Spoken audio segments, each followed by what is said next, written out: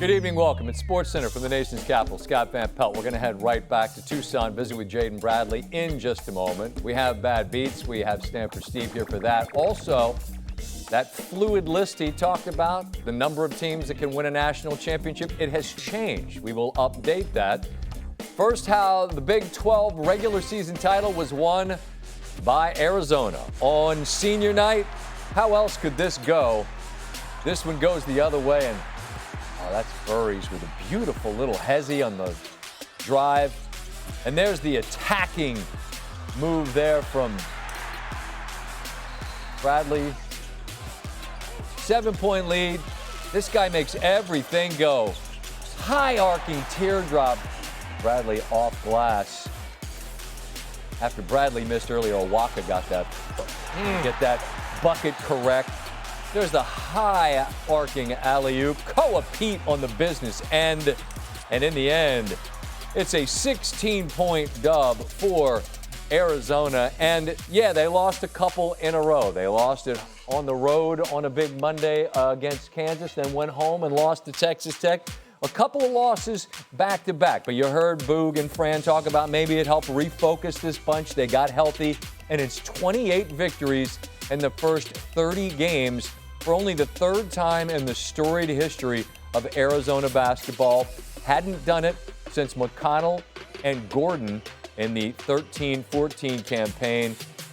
And here's a look at what Joe Lunardi has projected for the loaded Big 12. On the one line, you've got Arizona, Houston, the 2, Iowa State for the moment on the 3 line with Kansas.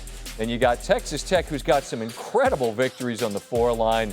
And you continue to peruse the list. It takes it all the way to TCU, who's at 10. And I see Jaden Bradley's thrown on the headset. Jaden, hey, it's the Scott Van Pelt on SportsCenter. Thanks for taking a minute. Congratulations on what the shirt and the hat say, Big 12 champs. I know you have bigger goals, but this was the first one along the way. How significant is it to win this great league of yours? Man, it's crazy. We talked about this all year, and it's finally come true. I appreciate the fans and everybody. It took hard work, and we got a long way to go. How do you view your role? Because I feel like you're the driver of an incredibly fast car, man. There's so much talent, but nothing happens without you making it happen. How do you view the role? Man, I'm just a little piece to the puzzle, man. We got so many guys, Koa, Braden, Mo, everybody. Just excited and happy to just do this for my team. Well, I see all the fellas coming over, and I know how connected you are. I talked to your coach about that earlier this year. To have all the guys healthy now, how confident are you with the most important games lying ahead of your group? Man, just being healthy is key. Like, you see what Dwayne brought to us, that putback dunk was crazy. What Cole is doing. So just having all our guys back, man, we're healthy, it's going to be scary.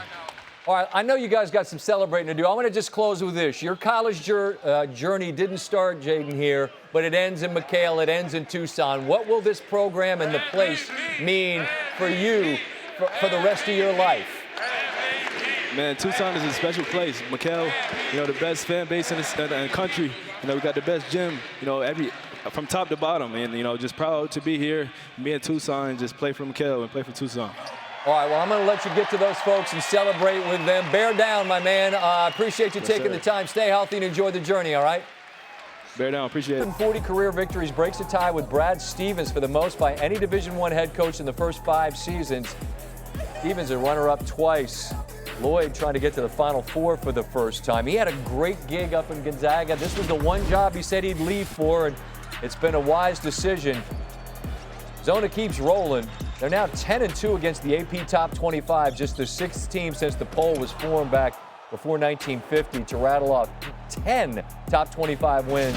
First time Arizona's done it. Meanwhile, Iowa State, they won each of the first 4 games against Top 25 opposition, but now 0-3 in their last 3, and none of them were closer than a 9-point deficit. This league is just so loaded, and the men that make their living traveling around calling it Jon Sciambi and Fran Fraschilla. And Boog, let me just start with you. We were talking in the break just about all hands on deck and Arizona being healthy. From your vantage point, to your eyes, how many teams are we putting in the same class with Arizona when they've got everybody? I think just a handful. I mean, I think it's the, Michigan, Duke, maybe maybe Florida and UConn, but I don't know that you can make an argument that there's one team that you would really clearly favor over Arizona. I think that they are that good, and they can beat you in so many ways, but it starts with the physicality and then, you know, the guard play with a guy like Jaden Bradley. Fran, it's impossible to believe what you mentioned late in the game, that they've not been to a Final Four in a quarter century, given that program's proud past. And winning 6 games takes so much. But what about this team that we see celebrating the Big 12 title? What gives you the most compelling case that they can do just that and win a title? Well, think about this, Scott. They've had 7 different leading scorers this season. You know, Burries was quiet tonight. He's a top 10 pick. They've got size inside. Tommy Lloyd wants to pulverize you. He doesn't want 4 quarters. He wants 2 halves so he can get into the bonus quickly and stay in the bonus. That's what they have inside. They've got scoring on the perimeter, but here's what they've got. And I'm not sure the other teams have this. They're great teams, no question. They don't have Jaden Bradley. They don't have a guy who's connected to his coach for 3 years, and you've seen him now. He can play fast. He can slow it down. He can make big shots. He gets his teammates involved. And I think we're going to have an incredible Final Four if some of those teams that John mentioned get to Indianapolis along with Arizona. Yeah, I agree, and Arizona's certainly on the short list that could do that. As for Iowa State, they've got a home game against Arizona State, and then they're always a tough wagon to deal with when it comes to the Big 12 tournament. I feel like, fellas, they might benefit as much from anybody just from getting out from underneath these Big 12 teams and seeing somebody new in a couple of weeks from now. What do you guys see as their potential ceiling this year? Yeah, I mean, I think, again, tonight you saw the way their defense came out and stifled Arizona early on. They weren't able to find answers offensively, but I think it's a type of team that can get to the Sweet 16. They've done that twice already under TJ Otzelberger. You know, maybe a bit beyond that, but this conference is still, you know, loaded with talent beyond Arizona, because Houston is a team, when they're right, they can cause a lot of trouble. I think that everybody in this league is looking forward to getting out of the league once they get into the NCAA tournament. Yeah, and the way I look at it, Scott, I've said this for a month, watching these teams at the top of the league play, it's like the Western Conference playoffs. You know, how good would it be if Arizona and Houston played best of 7, or Arizona having to go back to Iowa State? The problem with this league in February was if you go on the road to some of these places, it's hard to win. No question, and you always wonder, are you battle tested or are you out of gas? We're going to find out. We're going to find out those answers in a couple of weeks, but they're going to have a bunch of teams that can make deep runs. I've appreciated your time so much throughout this season, boys. Be well, travel safe, and I look forward to doing it again somewhere down the road, okay? Appreciate it, Scott. Thank you, Scott. Speaking of just try, maybe master motivator Steve saying Duke couldn't win a title. What's happened since? That. They've just laid waste to the ACC opposition, including a victory over then #1 Michigan. That man right there has been an absolute machine. Every game he fills the bucket and the box score. Boozer, 3 the hard way, Devils up 3. State could use a compelling win, right? They could use a win. Their best wins against North Carolina without its best player. And they've gotten boat raced some. Well, it's getting away from them here. Boozer hits the 3. Boozer again, and they had a big finish in the first half. Boozer had 11. They're up 17. This is NC State's Super Bowl. Well, bad news for them because they're getting run. It's 66-39, and Boozer there. What is it's like the Joker arms where he's gotten clawed by a bear. Here's what he had to say afterwards. You know, just the wolf pack got me, you know? Yeah, they got long claws, so. I mean, get some Neosporin on that immediately. Aquaphor. That too. More Boozer. NC State needs a salve for the wounds that this man put on him. He's doing whatever he wants. 26-9, and they absolutely stomp NC State. There's been, as I say, they've been on the wrong end of some big scores in Raleigh. ACC's been around for over 70 years, 4 consecutive 25-point wins in conference. Hold on, one more time. No, that's the wrong one. Come on, Duke. You know what? I'll just hit some stuff here. I've been smoking some pot.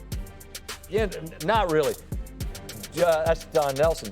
John Shire now is alongside your man Vic Bubas and Mike Krzyzewski in terms of this kind of epic winning streak. Stanford Steve is in the building. Hashtag ball talk.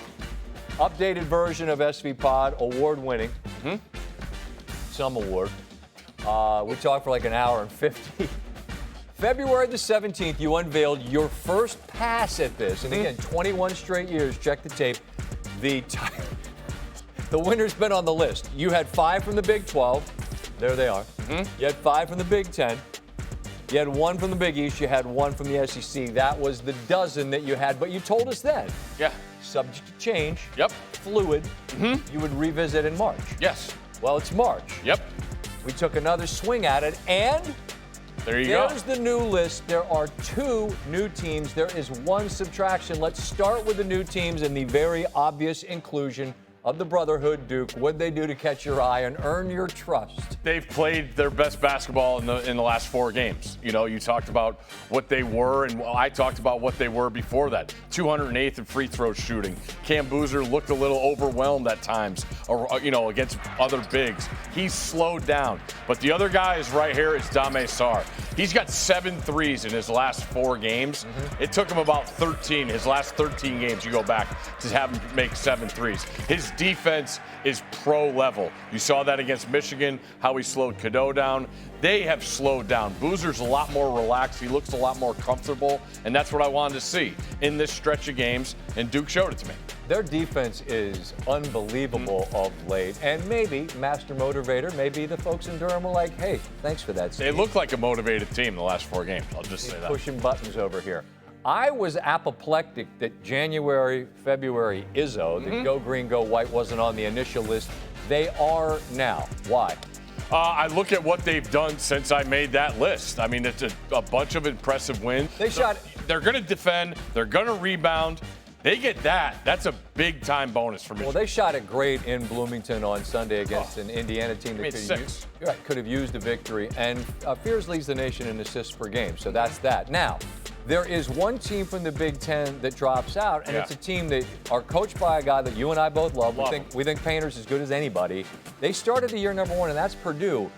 We made the point on the pod, like, the losses in Mackey are concerning to me. What is it about where Purdue is right now that has you bothered? I just look at what they are and how they're going into this the month of March, and they don't look like a sound Painter coach team. No, and when Coach Painter was on with us after a road win earlier this year, he made the point of saying, look, this group right here is the most decorated, the winningest group that's ever come through Purdue, who's got more Big Ten titles than anybody in that conference. And we're talking about Lawyer, Kaufman-Wren, and Smith.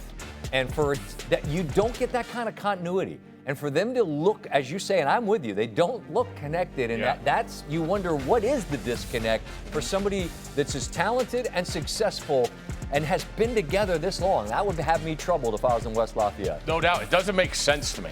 Yeah. You know, and I think the same to you. Like, all the years we've seen it. Final Four run a couple years ago. All the guys coming back. Okay, so it's a baker's dozen. This is your list. Will you take one more bite of the apple, one more swing at it when the bracket comes out? Like your list. We'll peruse. Peruse. Yeah.